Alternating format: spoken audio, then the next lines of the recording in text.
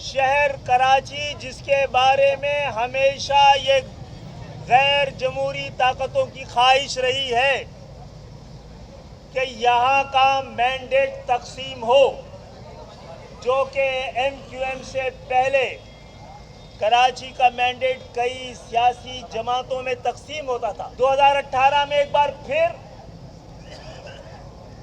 कराची के लोगों, सिंध के शहरी इलाकों, वहाँ के वोट को और मैंडेट को चुराने की साजिश की गई और चुराया गया।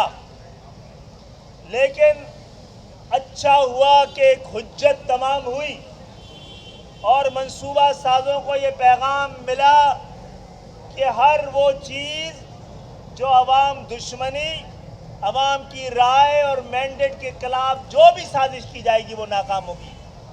2018 में भी 10-15 साल से पाला जाने वाला एक प्रोजेक्ट मुकम्मल तौर पे नाकाम हुआ। कराची की अवाम अब एहसास महरूमी से एहसास बेगानगी पे जाके खड़ी हो गई है। वो समझती है कि जब उसका वोट गिना ही नहीं जाएगा तो उसको घर से निकलकर वोट डालने की ज़रूरत क्या है। आपकी आबादी का दोबारा सैंपल सेंसस किया जा रहा है। आपके घर पे ना आए तो आप सड़कों पे आ जाएं। मैं तमाम अरबाब इख्तियार से और इलेक्शन कमीशन से भी इस हवाले से कोई डंडी मारी गई तो कराची फिर डंडा बरदार होकर निकलेगा।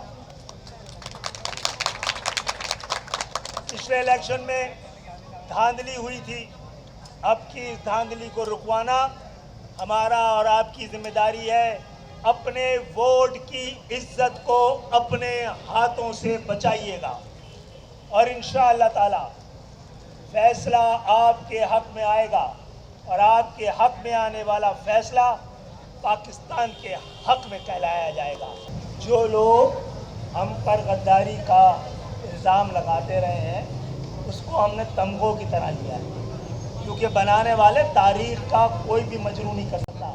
जो अपनी तारीख़ को फरामोश करते हैं उनका जुग्राफिया उनको फरामोश कर देता है। और आपके साथ हुआ है ना ये आज से 50 साल पहले, तो इसका एक एहतियात किया जाए। हमारी 40 साला तारीख़ इस बात की गवाह है कि हमने गद्दारी के इल्ज़ाम के जवाब में किसी को गद्दार नहीं कहा है।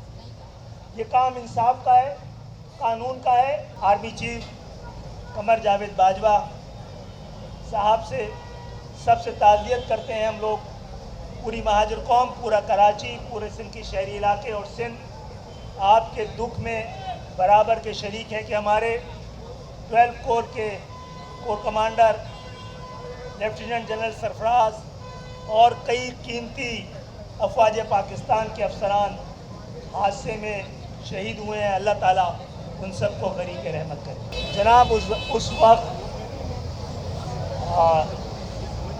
बाकी जमातों ने वो पेश किया हुआ था और हमने खुद 22 अगस्त को पाकिस्तान के ख़िलाफ़ नारे को, जिसकी बुनियाद पर MQM और महाजिर कौम पाकिस्तान की हुर्मत पे ही जमा है और खड़ी है, उसके हवाले से फैसला